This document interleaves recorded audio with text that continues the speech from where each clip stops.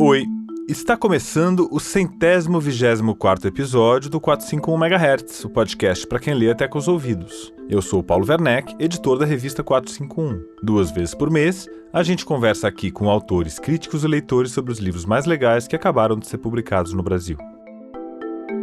Vitor me parece ser um escritor muito completo. Ele fazia romance, fazia crônica, poesia, fazia vídeo, fazia desenho, fazia coisas só pra internet. Eu acho que ele viveu pouco, né? Ele morreu pouco antes de completar 30 anos, se eu não me engano. E ainda assim ele conseguiu construir uma obra que a gente ainda vai ter muito sobre o que falar, assim. Muito esse elogio da elegância simples. Talvez seja uma das únicas coisas que nos restem no Brasil, seja essa elegância do menor, essa elegância do não megalomaníaco. Ele vai um pouco contra essa coisa, talvez, meio sebastianista nossa, a Roma tropical. Você acabou de escutar a poeta e editora Alice Santana e também o poeta Ricardo Domenech. Eles estão falando sobre o escritor Vitor Heringer. Eu ainda vou falar mais sobre ele, mas antes eu preciso te avisar que esse episódio do 451 MHz é realizado com o apoio da Lei de Incentivo à Cultura e da Companhia das Letras. Oi, ouvintes da 451 MHz, aqui é a Stephanie Rock, editora da Companhia das Letras. Vocês já sabem que a Rádio Companhia voltou e tá de cara nova, né? E agora eu te convido para ouvir o nosso segundo episódio, que tá incrível. O nome é James Baldwin, Centenário Incendiário, e conta com a editora do Baldwin na companhia, Alice Santana, e com Ronaldo Vitor, que escreveu o pós-fácil do livro Da Próxima Vez o Fogo. Foi o último que a gente lançou. Esse episódio já tá no ar, então quando acabar aqui, te espero lá, hein?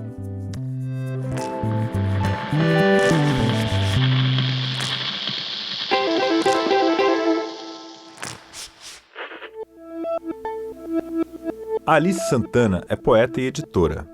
Ela é autora de Pé do Ouvido, publicado em 2016, e também do recém-lançado Acrobata, uma reunião de poemas que saiu pela Companhia das Letras.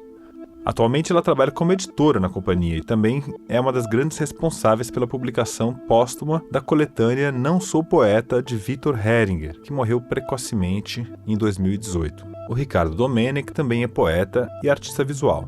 No ano passado, ele publicou pela editora 34 a coletânea de poemas Cabeça de Galinha no Chão de Cimento. Ele também editou por muitos anos, do lado da Marília Garcia, da Angélica Freitas e do Fabiano Calisto, a revista de poesia Modo de Usar em Co.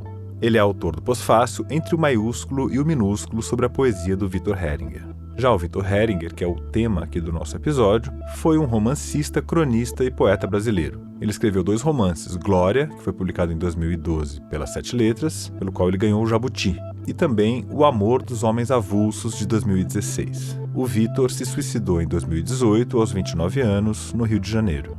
Esse programa é uma homenagem a ele, um escritor jovem cuja obra continua a ser descoberta e reconhecida 6 anos depois de ter nos deixado. Nos últimos anos, a Companhia das Letras publicou Vida Desinteressante, que é uma coletânea póstumas de crônicas que foi indicada ao Jabuti, e também publicou agora o Não Sou Poeta, que é um volume de poesia reunida que foi organizado pelo irmão do Vitor, o Eduardo Heringer, e que com esse título irônico, Não Sou Poeta, na verdade revela um dos grandes poetas brasileiros do século XXI. Nesse episódio, a gente vai usar uns trechos que tem o Vitor Heringer lendo alguns dos poemas dele num vídeo que foi publicado em 2011 no canal da revista que o Ricardo Domenech editava, a revista Modo de Usar em Co. Então vamos lá para a primeira parte da conversa com a Alice Santana e o Ricardo Domenech.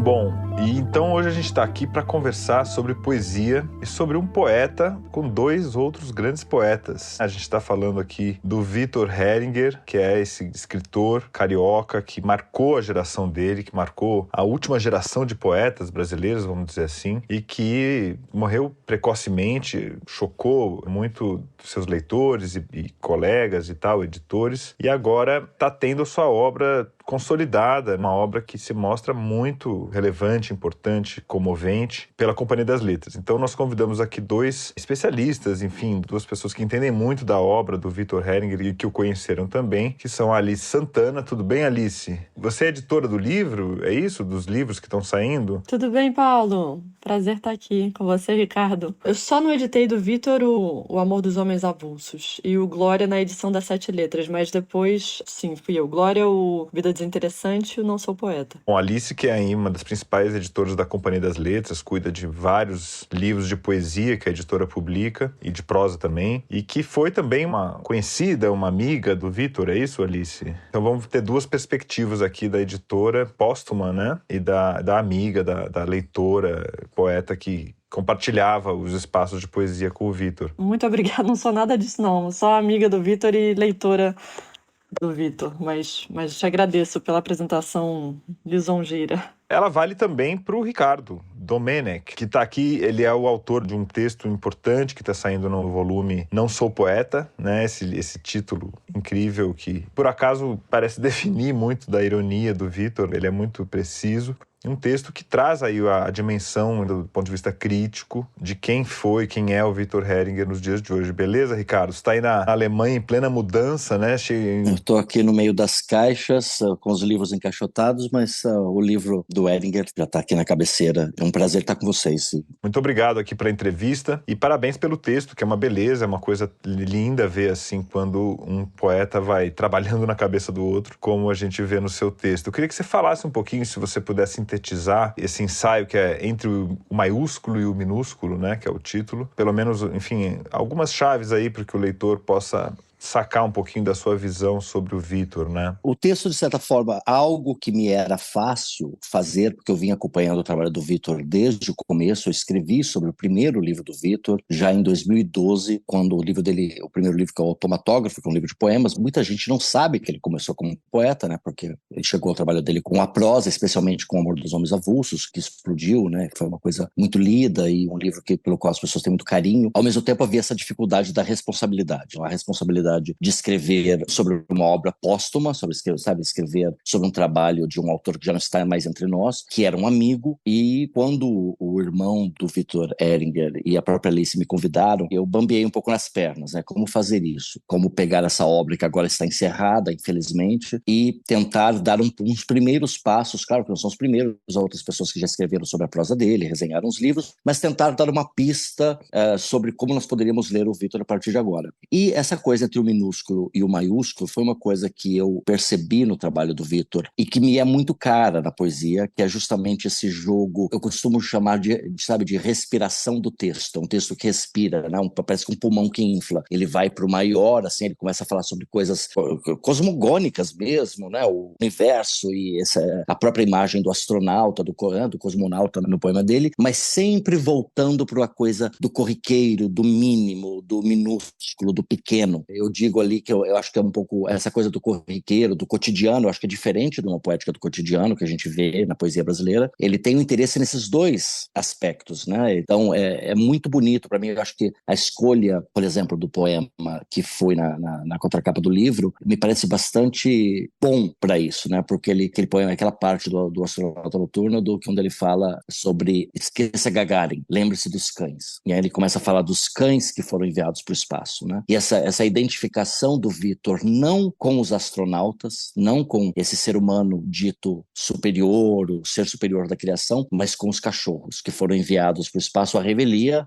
não escolheram isso, foram simplesmente pegos lá nas ruas de Moscou e enviados para o espaço. Então, essa foi uma coisa que eu identifiquei ali no texto dele, que me parece percorrer o trabalho dele de certa forma, pelo menos com certeza o trabalho poético, e partir daí, fui por aí como uma primeira pista, mas é realmente uma primeira pista. Eu espero que agora outros críticos se debrucem sobre o trabalho dele e vão certamente encontrar outros aspectos. Muito bom. E, assim, enfim, não sou crítico, e aqui não estou usando a ironia do Victor, porque, de fato, não sou, né? Sou um editor. Mas essa poesia do cotidiano dele, que, enfim, ele vê-se claramente as leituras do Bandeira e de poetas dos anos 70, mas ele também sempre tem um ponto de fuga. É curioso como os poemas ganham uma profundidade, assim, no tempo até, ou no espaço. Aqueles poemas da avó, né? Que ele está falando É o avô. Ele fala muito do dos avô, dois, né?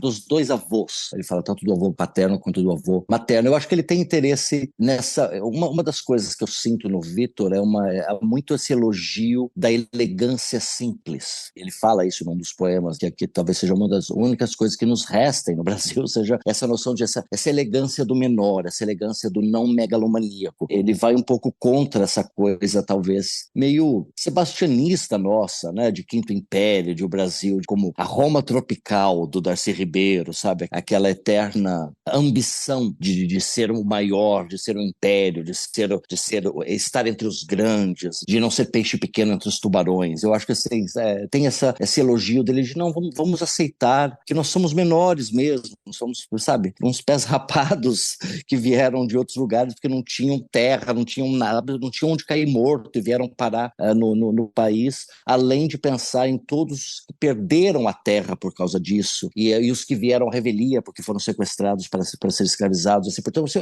é um país onde a gente deveria entender essas violências, né? Essas violências da grandiosidade. A grandiosidade traz uma certa violência que está, eu acho que está quase que no nosso DNA, essa violência da grandiosidade. E ele talvez, sabe, eu sinto que ele talvez nos proponha uma solução como, olha, vamos aceitar o menor. E há uma elegância nisso, há uma dignidade muito grande nisso. E eu acho isso muito bonito. Elegância é uma palavra que define muito do estilo literário dele e também da forma como ele se portava na cena literária, vamos dizer assim. Eu tive um contato muito breve como editor, publiquei um trechinho do Glória na Folha de São Paulo quando eu trabalhava lá. A gentileza foi uma coisa que me marcou, assim, essa questão da ambição. Você está falando, eu entendo que num plano poético, mas no plano também da vida literária e tal, ele parecia um cara que tinha uma elegância também. Intervalo comercial entre duas comédias. Sugiro que por 30 segundos você esteja alegre. Faz calor, mas não importa. Há um idílio lido lento. A TV anda desligada há muito, você não se importa. Há vinhedos pelo mundo, pelas terras deste mundo, e os povos são todos você. Há o quieto das tréguas, das violências, só as cigarras cantando porque morrem também. Já azedou o leite na geladeira? Está devidamente servida a mulher que gosta de carinhos espontâneos? Estão as nações todas confortáveis dentro de suas fronteiras? O que está para acontecer? Alice, queria ouvir você um pouco também. Como editor, deve ser prazeroso editar o Vitor, porque o estilo dele, de fato, ele é muito amigável e bonito, surpreendente, quer dizer, e ele é um cara que sabia cuidar do texto dele, assim. Imagino que você tenha tido pouco trabalho de estabelecer o texto, vamos dizer assim. Tava tudo arrumadinho, vamos dizer. Com certeza. O Vitor tinha um texto impecável e acho que, nesse sentido, sem dúvida, é muito prazeroso ler e reler 1000 vezes os textos do Vitor. Acho que é importante dizer, nesse quesito estabelecimento de texto, que os livros póstumos que saíram pela companhia do Vitor sempre tiveram muitas mãos envolvidas. Não foi só a mão da edição, foi também dos organizadores. Então, o Glória é um livro que sai pela companhia, mas foi uma reedição, né? Já tinha saído pela Sete Letras em 2012. Quando a gente publicou o Vida Desinteressante, foi o Carlos Henrique Schroeder que fez a organização, ele que recolheu o material, que eram as crônicas que o Vitor tinha publicado no site da revista Pessoa. Ele tinha uma coluna lá e, enfim, o Carlos organizou, levantou. Foi um trabalho feito realmente com muito esmero, assim, da parte dele. E o Não Sou Poeta teve a participação mais que fundamental do Eduardo Ehringer, o irmão do Vitor, e do Ricardo Domenech. Sem eles não teria livro, sem a menor dúvida. Até o Eduardo fala sobre isso na apresentação do livro, que quando tinha uma dúvida sobre qual versão de um texto deveria ser usado, ele sempre optava pela última, porque era mais a prova de erros, digamos assim, mas é claro que isso também abre para muitas possibilidades. Acho que talvez o principal exemplo seja o Noturno para a Astronauta, que foi esse poema que o Ricardo citou, que a gente usou um trechinho na quarta capa. Esse poema foi dedicado ao Eduardo e tinha muitas versões. E é um poema meio épico, um poema grande, que a gente ficou pensando em qual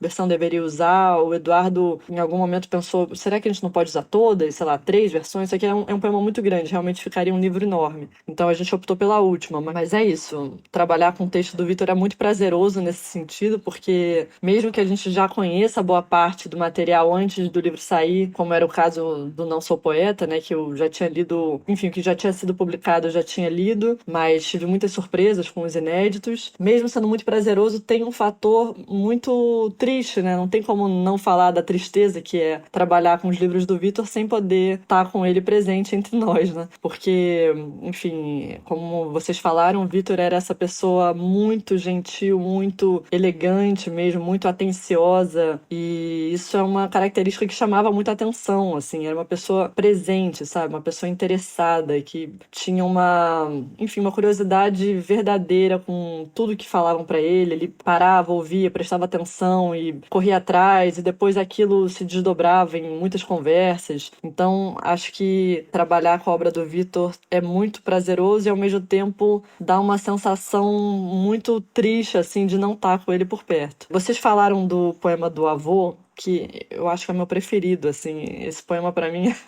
é inacreditável.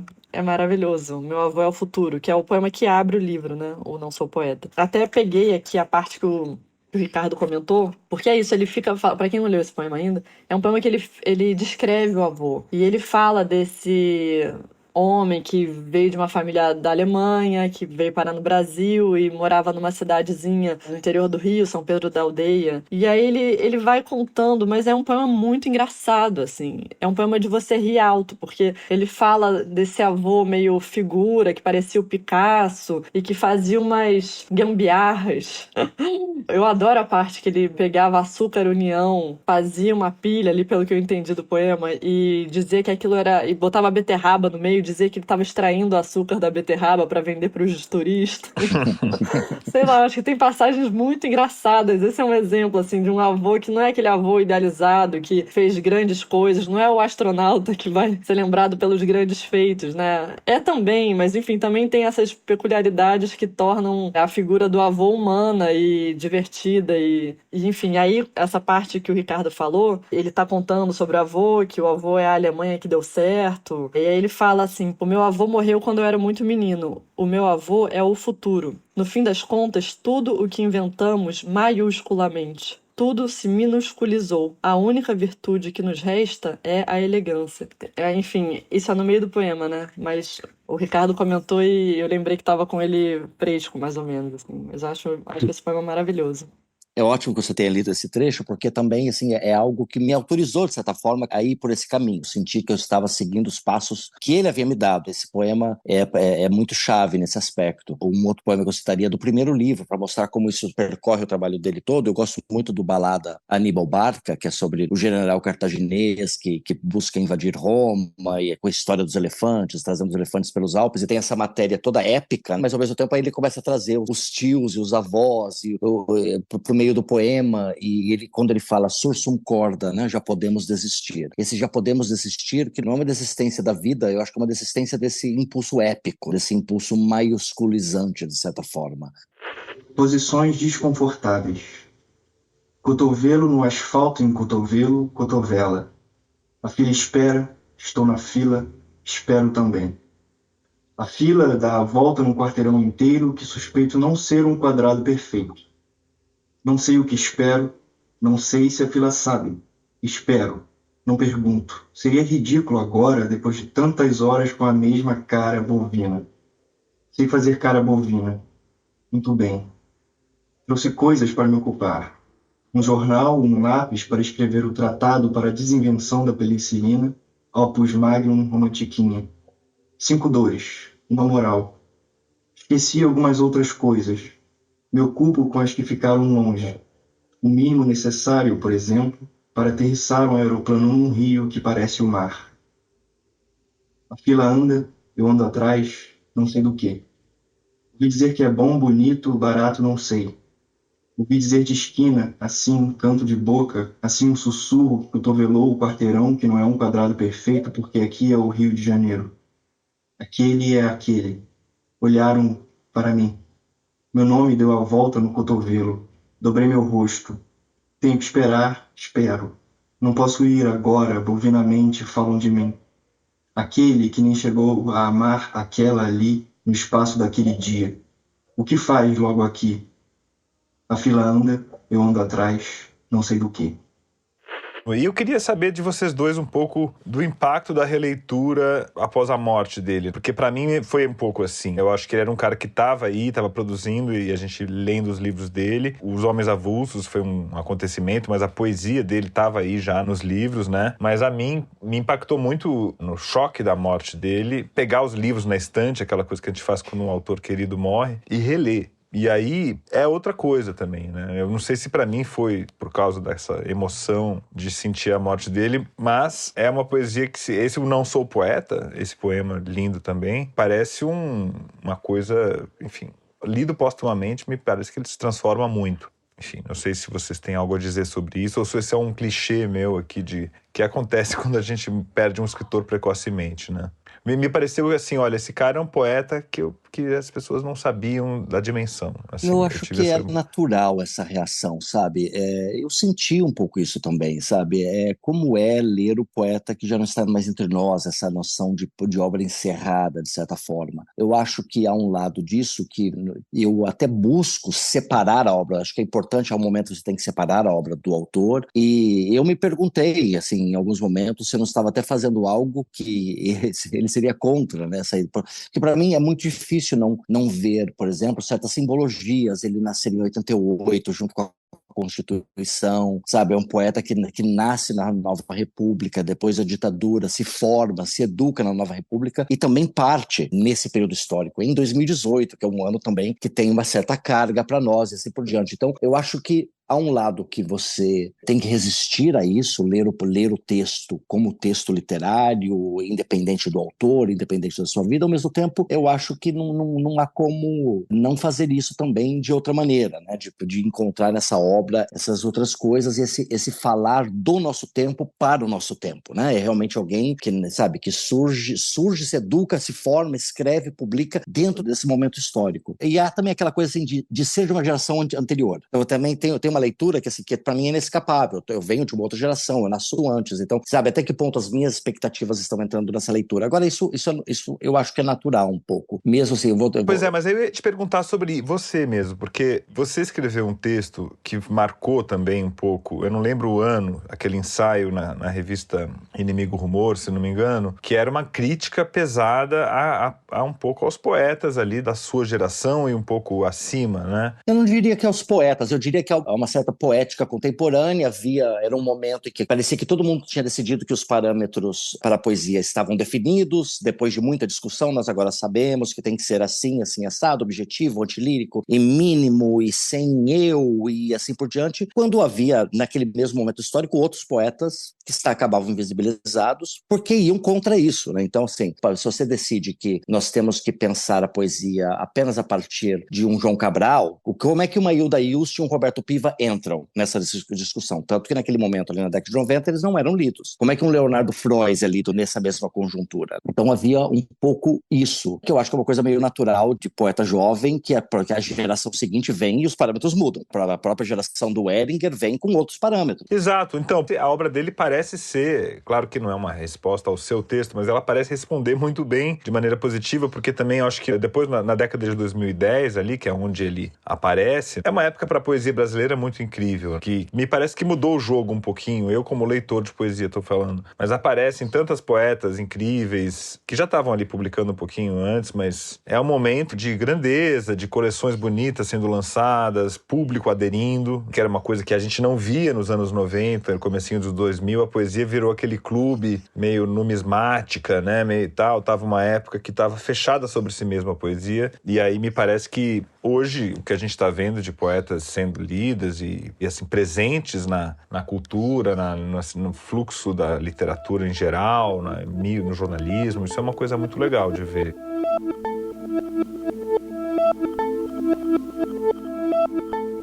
Agora eu queria dar um recado para você que é ouvinte aqui do 451 MHz. A gente sabe que você nos acompanha e agradece pela sua audiência. Mas será que você já é um ouvinte entusiasta? Com apenas R$ 23 por mês, você contribui financeiramente para a realização do podcast e ainda tem o seu nome lido no final do programa como forma de agradecimento. Além disso, você recebe uma assinatura digital da revista 451 e com ela tem acesso completo a tudo que a gente já publicou sobre o mundo dos livros e também as nossas newsletters e vários outros conteúdos que a gente produz para quem ama livros. E se você virar um ouvinte entusiasta, você ainda ganha acesso ao nosso clube de benefícios, que dá direito a descontos de até 40% nas melhores editoras brasileiras. Então eu te convido a ir lá no 451.com.br e fazer a sua assinatura. E aí aproveita para explorar o nosso novo site, que está uma beleza e foi realizado com o apoio financeiro dos nossos leitores. Eu também queria te contar que todos os episódios do 451 MHz têm uma página de repertório. Então, se você quiser saber mais sobre a entrevista, os melhores momentos da conversa e algumas curiosidades relacionadas ao tema da nossa conversa, é só entrar ali na seção de podcasts do nosso site e acessar esses conteúdos.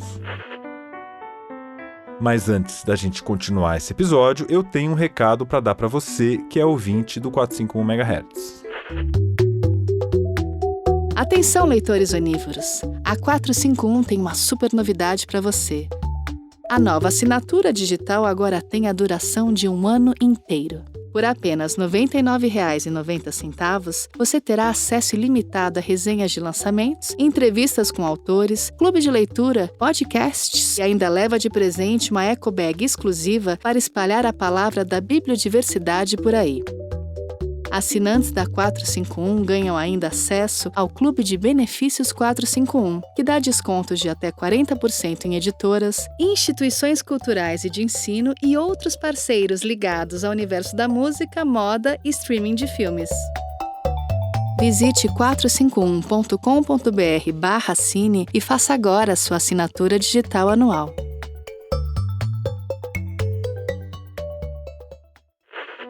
E antes de voltar para a entrevista, a gente também tem uma mensagem das edições Sesc São Paulo.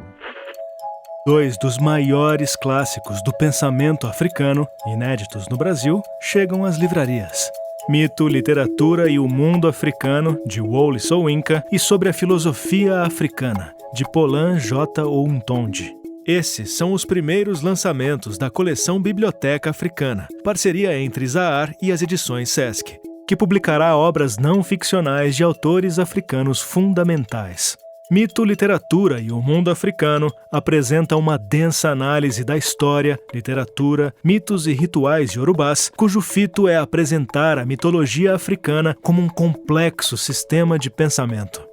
Já o livro Sobre a Filosofia Africana faz uma crítica contundente ao eurocentrismo e uma defesa do protagonismo africano na filosofia. Quer saber mais? Adquira seu exemplar nas unidades do Sesc São Paulo e nas livrarias.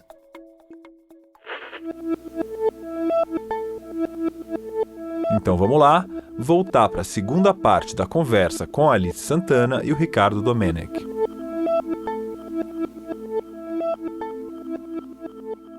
A morte do Vitor, quando acontece, também parece ser um grande ponto de interrogação nesse momento de otimismo, que você mesmo descreveu político, aí, de Constituição de 88, democratização, uma certa prosperidade do país, né? Mas isso é sempre muito geracional, né, Paulo? Porque, por exemplo, eu sinto que mesmo as catástrofes políticas pelas quais nós passamos nos últimos tempos, assim, a reação que eu via entre pessoas da minha geração, que haviam conhecido o que é uma derrota política, haviam praticamente só conhecido derrota política da década de 80, da década de 90, né? Era muito diferente a reação a esse momento quanto aos mais jovens, que, por exemplo, que se tornaram conscientes politicamente num momento em que parecia que só estávamos tendo vitórias, né? E um grande otimismo em torno do país. Acho que é uma diferença entre poetas que passaram pela década de 80, da hiperinflação, e um poeta que nasceu já depois do plano, sabe, que se tornou consciente num Brasil já do plano real, e com capoeira e samba entrando nos comerciais da W Brasil, e esses são momentos históricos de percepção e otimismo ou pessimismo em relação ao país muito diferentes. Uma geração que cresceu ouvindo Legião Urbana é uma geração diferente da que cresceu ouvindo Chico Science e assim por diante. Há certas diferenças aí. Isso vai mudar também agora. Nós estamos em 2024, já há poetas aí agora começando a surgir que nasceram nesse século. E vão ter claramente outra percepção e outros parâmetros críticos. Isso é bonito, na verdade, né? Claro que há sempre aquelas coisas, as relações entre gerações são sempre tensas, porque uma geração espera que a poesia se desenvolva num determinado ritmo, numa determinada direção, e isso não quer dizer que a geração seguinte vai concordar com isso. Se for boa, não vai concordar, não. Se for boa, ela vai interpelar, né? Vai fazer um pouco o que você fez, eu acho, e que o Vitor fez também, de alguma forma, com a sua elegância, com o seu estilo, né? Um dos problemas do Brasil é a falta de equilíbrio.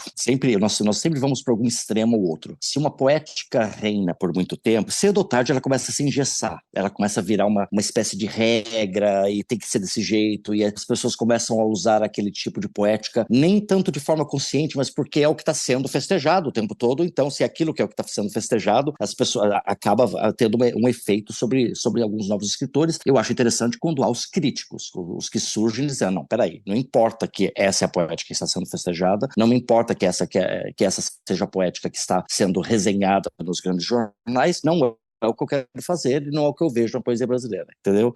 Então eu acho que a geração do Vitor, que é a geração da Alice também, é muito interessante pensar. A própria questão de geração é muito complicada, a gente está dizendo geração, e a gente, na verdade, a gente nunca concordou ainda muito bem o que é isso, né? O que é uma geração, como defini-la. Eu tava, enquanto vocês falam, enfim, eu tô pensando aqui que eu sou de 88 também, eu e o Vitor, a gente tinha o mesmo ano em comum. Mas é isso, eu acho que geração é muito vago, né? Mesmo, sei lá, quando a gente fala da geração dos anos 70, dos 26 poetas hoje, cada um era tão diferente entre si. É difícil a gente pensar como um movimento homogêneo e, enfim, sei lá, a poesia da Ana Cristina César era tão diferente da do Chacal, que era tão diferente da do Piva, como você mencionou, e, enfim, sem falar nos outros poetas que são grandes surpresas, sei lá, o Sequim, por exemplo, tá no livro. Tem poetas muito diferentes entre si, umas vozes muito heterogêneas. Então, eu acho que na nossa geração também é difícil a gente passar um denominador comum, assim. Eu acho que desde que eu comecei a prestar atenção, assim, fala-se muito nisso de poesia do cotidiano, que eu entendo, mas eu não sei se isso é muito real,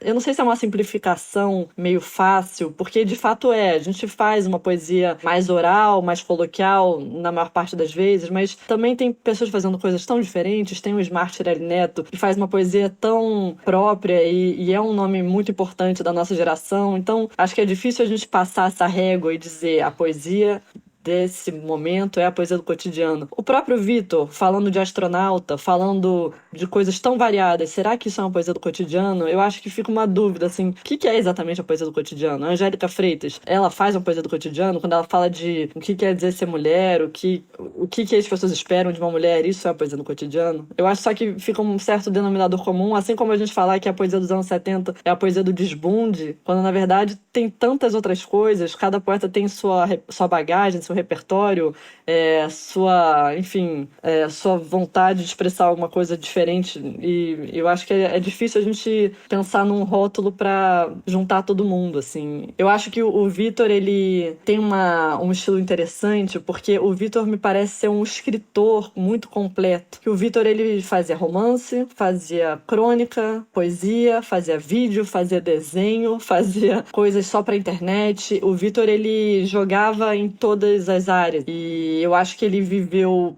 pouco, né? Ele morreu pouco antes de completar 30 anos, se eu não me engano. E ainda assim ele conseguiu construir uma obra que a gente ainda vai ter muito sobre o que falar, assim. É uma obra que não esgota. Mesmo não sou poeta, é impressionante, assim, a quantidade de experimentos que ele faz. E, enfim, eu acho que na poesia ele achou um terreno fértil para essa inquietação dele, né? Partir um pouco dessa história da geração para falar um pouco como o Vitor mostra que é difícil a gente, talvez, taxar uma geração de um único jeito. Mas não sei se vocês concordam, nem sei se eu... Não, eu concordo plenamente com a Alice. Se a gente for pensar, as gerações até mais velhas que ainda não foram realmente definidas, né? Nós não sabemos o que é uma geração, o que é a geração 80, quem são os poetas que surgiram na década de 80, publicaram na década de 80.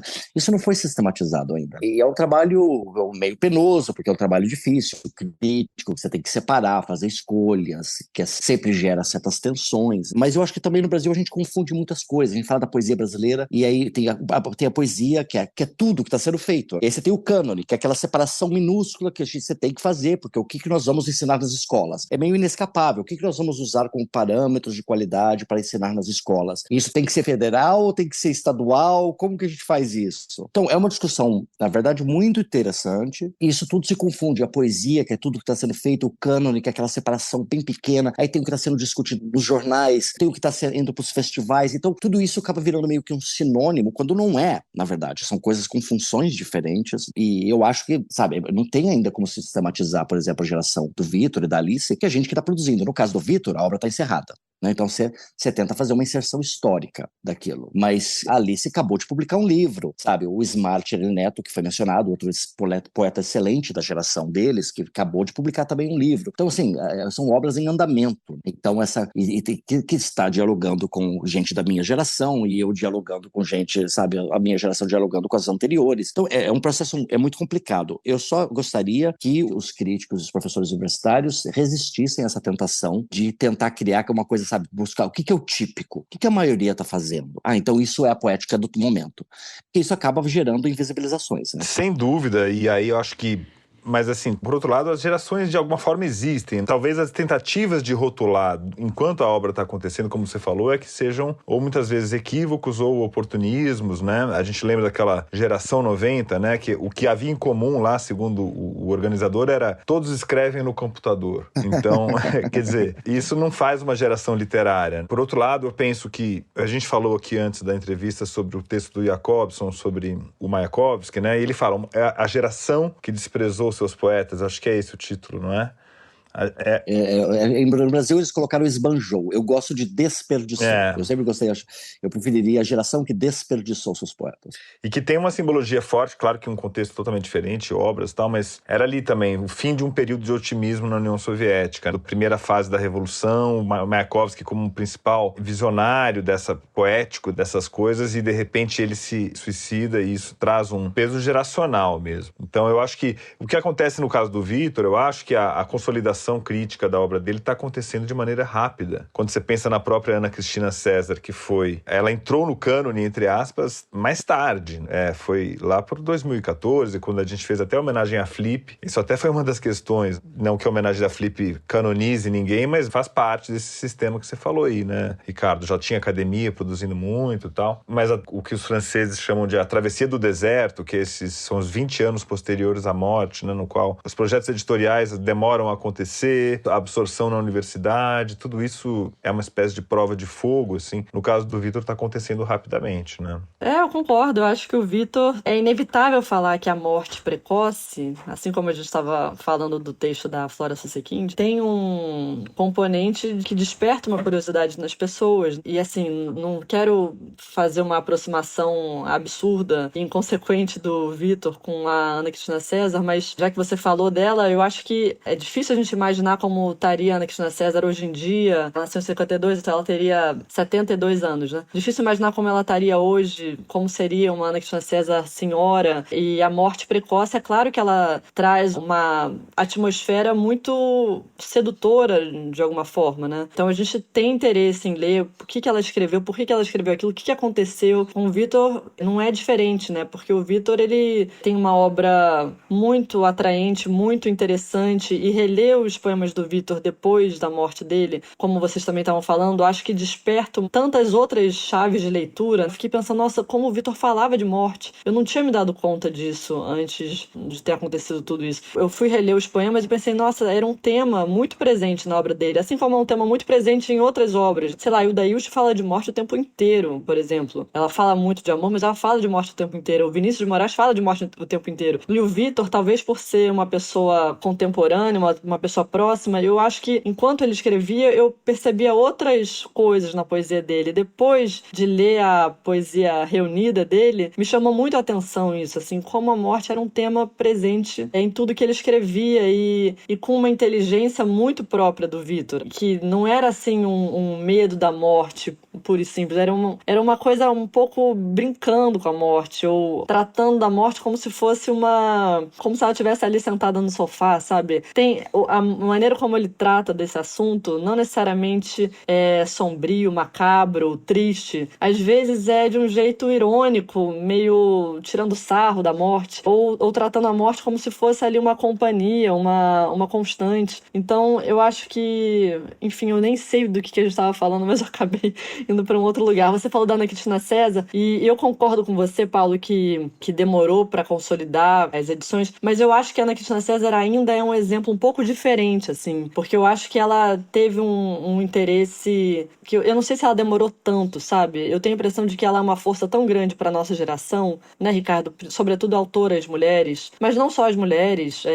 O próprio Ismar fala muito dela, a gente já falou do Ismar aqui, mas eu acho que ela se consolidou de um jeito diferente. E a gente viu outras edições antes da edição da Companhia, que é uma edição maravilhosa, que de alguma maneira organiza a obra da Ana Cristina César. Ela teve edições pelo IMS, que são aqueles livros, o Inéditos e Dispersos, que é um livro maravilhoso. Ela teve uma seleta que o Armando Freitas Filho organizou para Nova Fronteira, que é uma edição que para mim foi fundamental, porque ela era meio que voltada para o público jovem, tinha um glossário, assim, por exemplo, o que é Mora? Mora era uma gíria dos anos 70. Enfim, era uma edição muito cuidadosa que o Armando fez e que era bem assim para um público adolescente. Então eu acho que a Ana Cristina César é um caso meio fora da curva, porque embora ela tenha sido consolidada mais para frente, a Flip foi um exemplo disso, a edição da Companhia das Letras também, mas eu acho que antes disso pipocaram coisas que já apontavam para esse tamanho que ela viria a ter, assim. Eu acho que ela é um exemplo meio diferente porque ela realmente é muito grande, né? É uma referência incontornável, eu acho. Precisamos sempre lembrar que há uma coisa do poeta que talvez não chegue ao grande público, mas estava sendo lido pelos poetas. Eu acho que isso era um caso da Ana Cristina César. Umas questões que também são sociais, assim, né, que são quase socioeconômicas.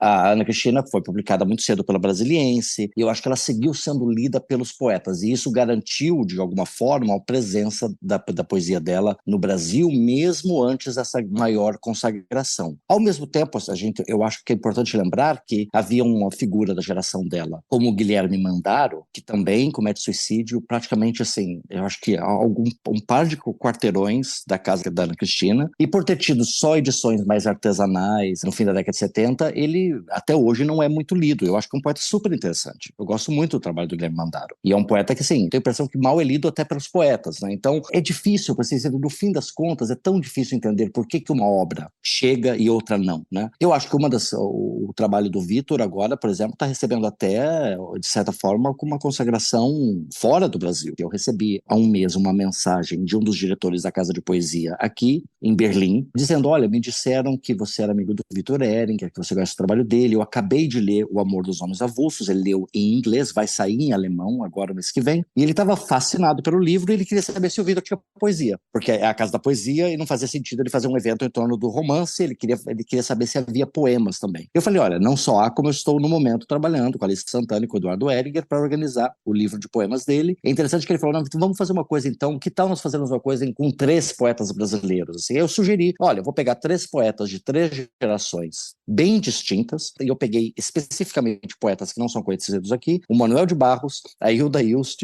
e o Vitor. Eu vou fazer um evento com esses 3 poetas, são de gerações completamente diferentes, né? Tem alguns pontos de contato, eu sinto, dessa coisa, sabe, de como lida essa velha coisa, sabe, entre o transcendente e o cotidiano, né? Como você lida com essa, você tá ali numa paisagem específica, numa cidade específica, num mundo específico, mas pensando nessas coisas do além. Eu acho que os 3 fazem isso de forma muito diferente, são poetas muito diferentes, né? Acho que qualquer um vai pensar, eu imagino até que alguém pense, ouvindo isso, fale: mas Manuel de Barros, Hilda Hilst, Victor Ehringer, como é que você vai fazer isso? Mas o desafio é esse. Eu acho que às vezes você aproximar coisas trabalhos que são muito distintos, pode ser também super frutífero, né, para entender um trabalho jogando luz sobre o outro, né? E a leitura de poesia é essa é a graça, né? Inclusive eu acho que nisso que você falou dos poetas que foram levando adiante a Ana Cristina de alguma forma na leitura e tal, e na edição de projetos e tal, você na revista Modo de Usar também fez um trabalho muito importante, você e a Marília Garcia, e a Angélica e o Calixto também, que foi de recuperar, trazer de volta à pauta vários poetas. Muitas vezes a gente vai pesquisar alguma coisa sobre um poeta, é a Modo de Usar a primeira a ter feito alguma coisa sobre ele, né? Então eu acho que o papel das revistas de poesia também, a própria Inimigo Rumor, a gente já citou. O Vitor era um cara ligado às Sete Letras, que é uma editora fundamental também nessa cena toda, né, Alice? Acho que foi ali que fermentaram algumas gerações de poetas mesmo. Talvez as Sete Letras seja um traço de união interessante entre os poetas do Brasil ali, no começo de século e tal. O Vitor tá nesse time aí, tá nesse grupo, né? Super. As edições do Vitor é curioso até. Eu acho que isso merecia também um estudo de algum leitor interessado, porque o Vitor, ele publicou pouco relativamente poesia em vida, né, Ricardo? Ele publicou, plaquetes e livros em parceria e livros online, que são esses experimentos meio curiosos, assim, que você apertava o link, clicava no link, parece uma vovó falando, né? Mas você clicava no link e aí abria um pop-up, aí vinha uma música, vinha um hiperlink. E o Vitor, ele publicou o Automatógrafo pelas Sete Letras, mas ele teve uma trajetória um pouco experimental mesmo, né? Ele teve o livro pela Luna Park em parceria com o Puxeu, e é isso, recolher a poesia do Vitor não é uma tarefa exatamente simples, e nesse sentido o Eduardo fez um trabalho fenomenal, assim, de ver o que interessava, o que não interessava, porque realmente foi uma coisa um pouco à margem, né, da produção de outros poetas com as obras mais consolidadas de poesia. E por isso é curioso que muita gente não soubesse que o Vitor era poeta, porque eu e o Ricardo, por exemplo, a gente conheceu o Vitor como poeta. Então, a surpresa foi ele escrever romance pra gente. Então, pra gente, o Vitor era um poeta que estava se aventurando em outro gênero, mas para as pessoas que não o conheciam, o poeta foi o lado B do Vitor. E ele publicou, em editoras pequenas, com uma tiragem limitada, ou esses livros experimentais na internet. Então, é muito interessante ver a obra do Vitor reunida em papel, né, por uma editora que tem uma circulação grande, que é bem distribuída, e é legal que as pessoas conheçam essa faceta do Vitor. Trailer. Película desgastada, preto e branco, ranhura em sépia. Rosto do Bandeira íntimo, tossindo em vídeo. Fotografia do selecionado do Bangu Futebol Clube em 1914. Voz do Donga descalçando uma rua na Gamboa. Ele quer a sorte calma dos arquivos, a alma encantadora das fitas cassete, papéis da marca Bath, filmes 16mm. Retomada de Paris, desconhecido de automóvel. Acidentes, panes, bebês sorrindo, pés de meninas, maldades de meninos, maçã, sexo amador, OVNIs, bailes da terceira idade, enterros, concertos, sonetos, gritos, tiroteios, bombinhas, prefeitos, cão, tio, AS, A, S, B, I, P, E, O, 3908, BS, BB, VC, Z, P, W, PSI mais SP.cod.LJ igual .pdoc. Erro 400. Sintaxe inaceitável. Ele quer ter os anos inventariados em saleta aclimatada por 4 estagiários. Ele não quer ter mais a sexta-feira que vem e ainda assim ficar quase encarnado. Erro 413. Solicitação muito extensa. Terá saúde para ser decepcionado?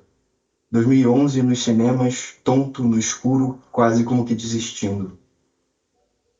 Pessoal, a gente está se aproximando do final aqui. Eu queria falar aqui também. Você mencionou o nome do Armando, né, Alice? Imagino que você esteja trabalhando nesse livro dele que está para sair, é isso? Qual é o título mesmo? Eu queria que você falasse um pouquinho do Armando, uma perda recente, sentidíssima para toda a poesia brasileira, né? Sim, pois é, o Armando, não tem como falar da Ana Cristina César sem falar no Armando pra mim, porque o Armando, de alguma maneira, foi o grande divulgador, o Armando e a Heloísa Teixeira, ex-Heloísa Buarque de Holanda, né? Eu acho que falar da Ana Cristina César é falar da amizade entre eles também, porque ela morreu no começo da década de 80 e ele foi o curador, e foi como o Ricardo tá sendo pro Vitor e o Eduardo tá sendo pro Vitor. Eu acho que o Armando teve esse papel de generosidade, de entusiasmo e de uma amizade muito leal, assim. E o Armando, ele morreu há muito pouco tempo, ele estava com um livro no prelo, que está agora na gráfica, vai sair no comecinho de novembro, e é um livro inédito, e chama Respiro, e é um livro lindo. O Armando é um poeta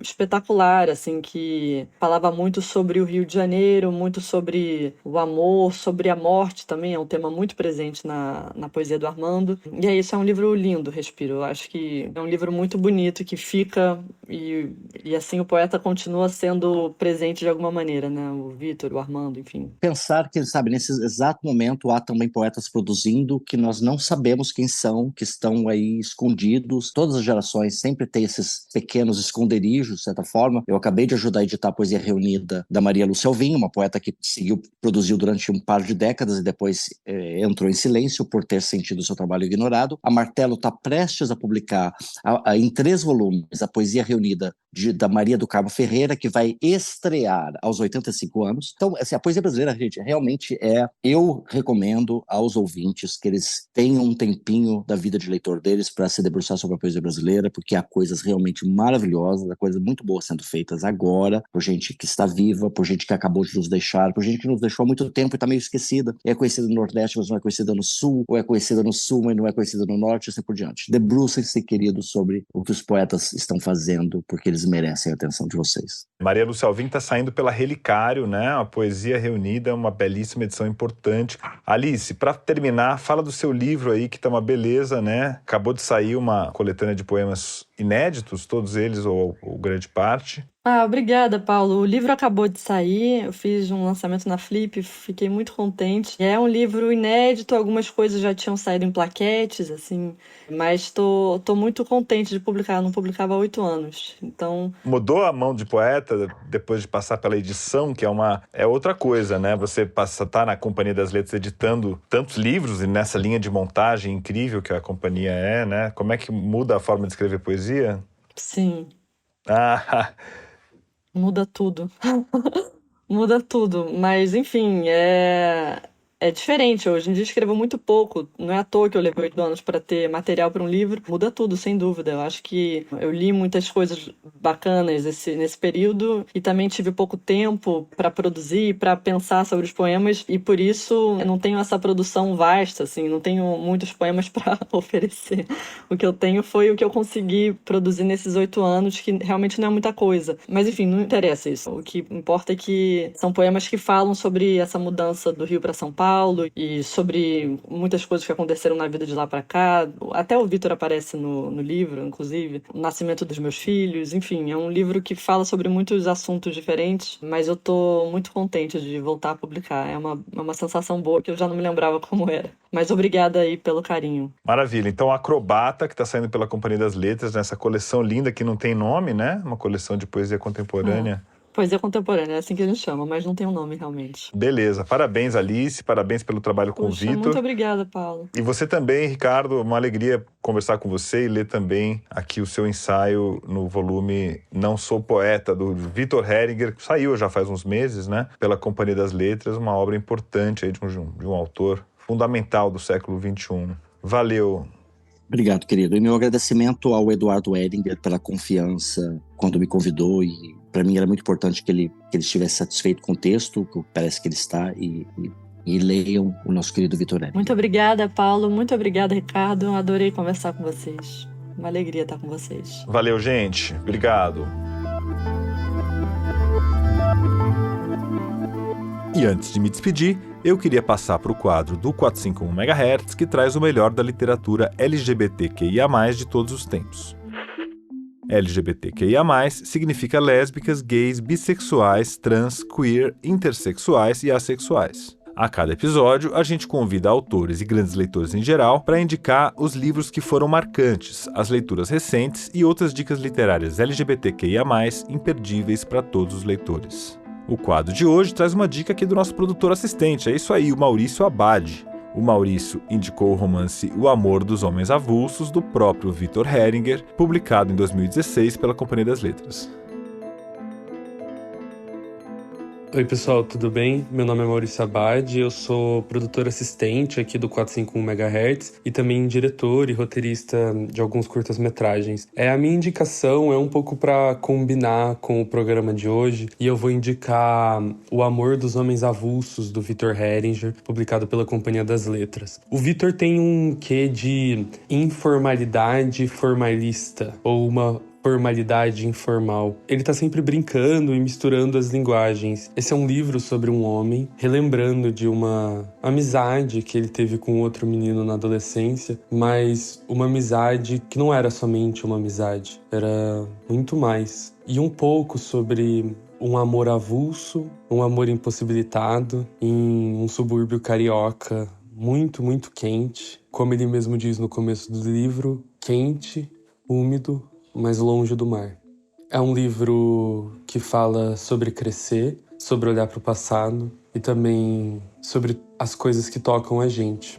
Quando eu li, foi um livro que ficou comigo durante bastante tempo. E eu faço esse convite aí para você, caso tenha interesse, de também ficar um tempo com esse livro, que é um livro tão delicado, tão bonito e principalmente tão honesto.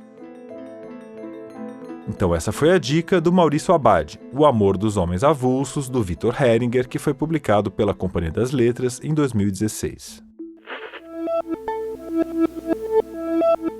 E agora, aproveita que você está aí com seu celular por perto e faz uma avaliação desse episódio e também do podcast. No Spotify e no Apple Podcasts, por exemplo, você pode dar 5 estrelas para o nosso programa e comentar o que achou desse episódio. É só clicar ali no ícone com as 5 estrelinhas e atribuir a sua avaliação. Você também pode indicar agora mesmo o 451 MHz para outras pessoas. É só clicar no botão de compartilhamento e enviar por Zap para as pessoas com quem você gosta de discutir temas literários. Assim, você ajuda o nosso conteúdo a chegar aos novos amantes da literatura. E antes de dar tchau, eu queria agradecer aos nossos ouvintes entusiastas que colaboram financeiramente para a realização do podcast com R$ 23 por mês.